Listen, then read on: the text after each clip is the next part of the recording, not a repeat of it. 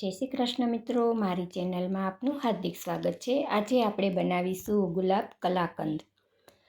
તો અત્યારે સિઝનના ગુલાબ આવતા હોય છે અને એકદમ સુંદર ફ્રેશ જીવાત વગરના ગુલાબ આવતા હોય છે। તો અહીંયા આપણે દેશી ગુલાબ આવે ને એ ગુલાબનો આપણે ઉપયોગ કરીશું। ગમે ત્યારે જ્યારે આપણે કાંઈ પણ સામગ્રી બનાવતા હોઈએ ને ત્યારે દેશી ગુલાબનો જ આપણે ઉપયોગ કરવાનો। તો હવે આપણે ગુલાબ કલાકંદ બનાવવા માટે અહીંયા મેં 500 ml દૂધ લીધું છે। દૂધ છે ને મેં તાજું લીધું છે અને મલાઈવાળું છે। તો કોઈ પણ જાડા તળિયાવાળી કડાઈમાં દૂધને આપણે હાઈ ફ્લેમ પર ગરમ કરવા માટે મૂકી દઈશું। દૂધને ગાળી અને પછી જ આપણે ગરમ કરવા માટે રાખીશું। અને ગુલાબ જે આપણે આમાં વાપરીશું ને એ ગુલાબને આપણે પાંખડીઓને 3 થી 4 વખત પાણીથી ધોઈ અને કોરી કરી લેવાની। આ વાતનું ખાસ ધ્યાન રાખજો। અને હવે પછી જો એક ઉભરો આવે ને ત્યાં સુધી આપણે હાઈ ફ્લેમ ઉપર દૂધને ચલાવીશું, એટલે તળિયે બિલકુલ નહીં બેસે। તો જુઓ અહીંયા ઉભરો આવી ગયો છે એટલે મેં ગેસની ફ્લેમ સ્લો કરી દીધી છે અને હવે સ્લો ફ્લેમ કરી અને અહીંયા મેં 2 ચપટી જેટલો અહીંયા મેં ફટકડીનો પાવડર કરેલો છે। બહુ વધારે તમારે પાવડર નથી કરવાનો। જે આપણે ગાંગડા સાકરના ગાંગડા જેવી ફટકડી આવે છે ને એ જ ફટકડીનો મેં અહીંયા પાવડર કર્યો છે। અને જો તમારી પાસે એ ન હોય ને તો લીંબુનો રસ પણ કરી શકો છો અને વિનેગર પણ કરી શકો છો। પણ જો શ્રી ઠાકોરજી માટે સામગ્રી સિદ્ધ કરતા હોય ને તો અહીંયા લીંબુનો રસ જ વાપરજો। અને તમને જો આજ્ઞા હોય ને ફટકડીની તો ફટકડી પણ કરી શકો છો। અમે તો અહીંયા કરીએ છીએ। તો જુઓ થોડી વારમાં દૂધ છે ને આપણું સરસ એવું અહીંયા ફાટી ગયું છે। તો અહીંયા આપણે દૂધને બાળવાની કોઈ ઝંઝટ નથી।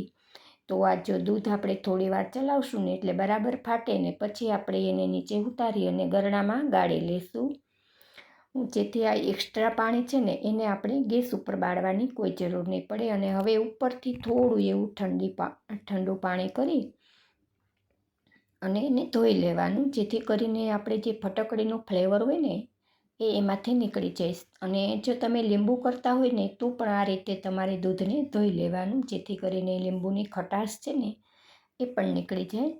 તો હવે આપણે એ જ કડાઈમાં 2 મોટી ચમચી જેટલું ઘી લઈ અને એ જ ઘીમાં આપણે દૂધનો માવો જે મેં ઘરે બનાવેલો છે એ પણ 500 ml દૂધનો જ માવો મેં બનાવેલો હતો। અને જો તમારી પાસે ન હોય ને તો તમારે શું કરવાનું કે જો આ રીતે તમે દૂધને ફાડી અને પછી તમારે દૂધ કન્ડેન્સ મિલ્ક જેવું થાય ને ત્યાં સુધી એને કૂક થવા દેવાનું, બીજું દૂધ હોય ને। અને પછી એમાં તમારે આ ફાડેલું દૂધ કરી અને પછી જો આ રીતે ગુલાબની પાંખડીને મેં સરસ ધોઈ કોરી કરી અને પછી જો લીધી છે। અને જો અહીંયા તમારે ગુલાબની પાંખડીને બદલે ગુલાબને જો તમારે ક્રશ કરીને કરવા હોય ને તો પણ કરી શકો છો। પણ જો આ રીતે પાંખડી કરીશું ને તો જ્યારે સામગ્રી સિદ્ધ થશે ને તો એનો દેખાવ બહુ સુંદર એવો આવશે। તો જો આ રીતે આપણે ગેસની ફ્લેમ સ્લો રાખવાની, અહીંયા આપણે સ્લો ફ્લેમ રાખી અને આપણે સતત ચલાવતું રહેવાનું। અને અહીંયા આપણે સ્વાદ પ્રમાણે મતલબ કે મેં અહીંયા 150 ગ્રામ જેટલો સાકરનો પાવડર કરેલો છે। અને તમે જો ખાંડ કરતા હોય તો ખાંડ પણ તમારે એટલી જ કરવાની। અને આપણે ધીમે ધીમે ચલાવશું ને એટલે આ સાકર છે ને એ પીગળવા લાગશે। તો હવે આપણે ગેસની ફ્લેમ સ્લો રાખી અને આપણે આગળની પ્રોસેસ કરી લઈએ। તો અહીંયા મેં એક ટ્રેમાં છે ને આ બટર પેપર લગાવી અને ઘીથી ગ્રીસ કરી લીધું છે। તમારી પાસે જો આ વસ્તુ ન હોય ને તો તમારે થાળી અથવા તો ડીશને ઘીથી ગ્રીસ કરી અને રાખી દેવાની।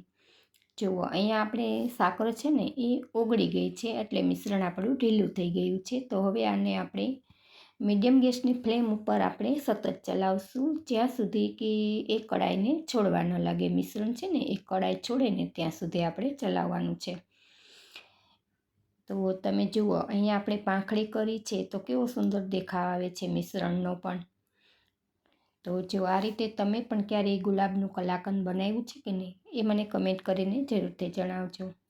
અને હવે અહીંયા જો હું એલચીનો પાવડર કરું છું, આપણે કડાઈને નીચે ઉતારી લીધી છે, પછી અહીંયા એલચીનો થોડો એવો અહીંયા પાવડર કરીશું। અને જો ન કરવો હોય તો એ પણ તમે સ્કીપ કરી શકો છો, કેમ કે ગુલાબની ફ્લેવર બહુ સરસ એવી આવશે આમાં। તો આ મિશ્રણ પણ આપણું સરસ એવું કણીવાળું બન્યું છે ને।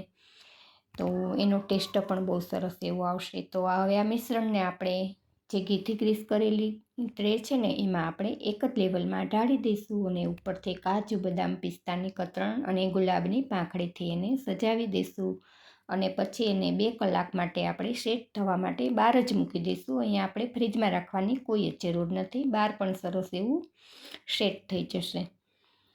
તો જો શિયાળો હોય ને તો મિશ્રણ થોડું ઢીલું હશે ને તો પણ સરસ એવું સેટ થઈ જાય. પણ જો અત્યારે આ ગુલાબ છે ને એની તાસીર ઠંડી, એકદમ ઠંડી હોય છે. તો અત્યારે ગરમીના દિવસોમાં ગુલાબની અનેકવિધ સામગ્રી સિદ્ધ કરી અને પ્રભુને અરોગાવી શકાય છે. તો જુઓ 2 કલાક પછી અહીંયા આપણી બરફી સરસ એવી સેટ થઈ ગઈ છે. તો હવે એને આપણે એના ટૂંક કરી લેશું. તો જુઓ તમે જોઈ શકો છો ને કે સરસ એવી સેટ થઈ ગઈ છે ને, તો એના ટૂંક પણ સરસ એવા પડે છે. જુઓ મારે ચાકુ ચાલે છે ને એના ઉપરથી જ તમને ખ્યાલ આવી ગયો હશે કે આ કલાકંદ બરફી સરસ એવી સેટ થઈ ગઈ છે.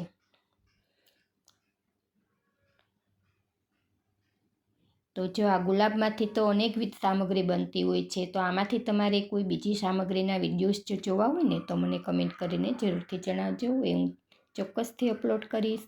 જુઓ કેટલો સુંદર દેખાવ આવે છે ને.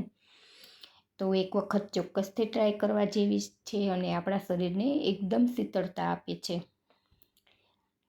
તો જુઓ હું તમને તોડીને પણ બતાવું છું કે કેટલી સુંદર અંદર કણીઓ પડી છે અને એ કણીઓ છે ને એકદમ સોફ્ટ બની છે.